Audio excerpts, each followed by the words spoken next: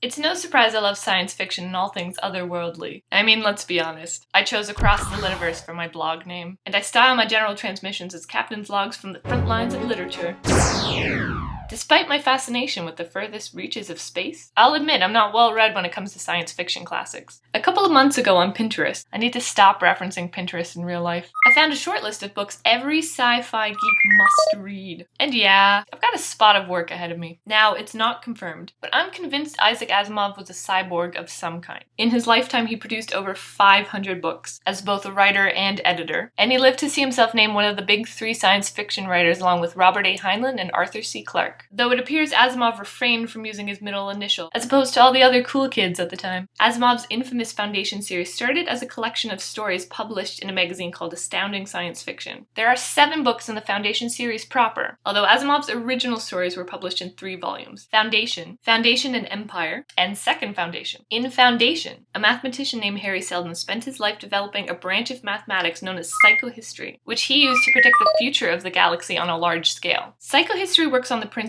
that the behavior of a mass of people is predictable if the quantity of that mass is very large. With these techniques, Seldon foresees the imminent fall and decentralization of the current galactic empire, and predicts a dark age for humanity spanning 30,000 years. However, Seldon foresees an alternative, where the intermittent period lasts only 1,000 years. To protect the rise of the new empire, Seldon facilitates the creation of 2 foundations, or 2 small, secluded havens of human knowledge led by scientists, at opposite ends of the galaxy. In the foundation established on the remote planet Terminus, not a single scientist is trained in the principles of psychohistory. According to the Seldon plan, various crises must be faced head-on, and individuals must be able to act naturally in response to internal and external pressures. Therefore, no one else must understand how Seldon was able to predict the future. Otherwise, the plan might go off the rails and plunge the galaxy into 30,000 years of darkness. Whoa! Foundation itself was an excellent read, and I'm very sorry I don't have the book to wave around. Asimov used the rise and fall of the Roman Empire as a model for his galactic empire. But first and foremost, I love how much of a troll Harry Seldon was. He sent those first Foundationers to Terminus with the task of creating the Encyclopedia Galactica, a compendium that would preserve all human knowledge after the downfall. After 50 years of toiling at said task, a hologram of Seldon appears and informs them that their work has been a lie. I love it! In the first book, we see how the first Foundation refines its use of nuclear power, and then dominates neighboring planets, at first with the mysticism of religion, and later by economic dependence established by merchant traders. Harry Seldon's plan unfolds like a well-crafted puzzle, and it was fun to see how a person's unconscious responses to certain stressors would inevitably allow Seldon's plans to continue on course. In Foundation and Empire, again, I wish I could wave the book around. The first Foundation attracts the attention of the limping galactic empire, and comes close to an all-out war with the current emperor. The plot thickens in the second half, when a stranger named the Mule starts rapidly taking over planets belonging to the first Foundation. I was reading this trilogy at the same time as my co-worker, Paul, and at this point I was about a book ahead of him.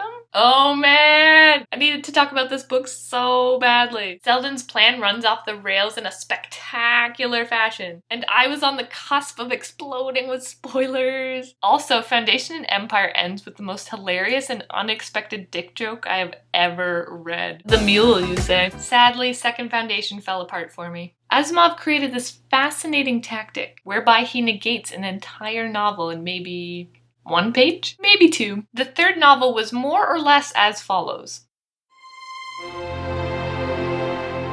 Oh, I know where the Second Foundation is located. Oh, wait, I don't. Actually, I know where it is. No, you don't. Well, the real Second Foundation is No, but I know you don't know. You don't know. Strange. In the end, my rating averaged out to 4 out of 5 stars. I liked Foundation's puzzles. I loved Foundation and Empire for its chaos, and I probably could have avoided Second Foundation had I not fallen so vastly in love with the second novel. 1 science fiction classic down, and I've managed to enhance my nerd cred in the meantime. I'd call that a solid start to a new reading challenge. Signing off.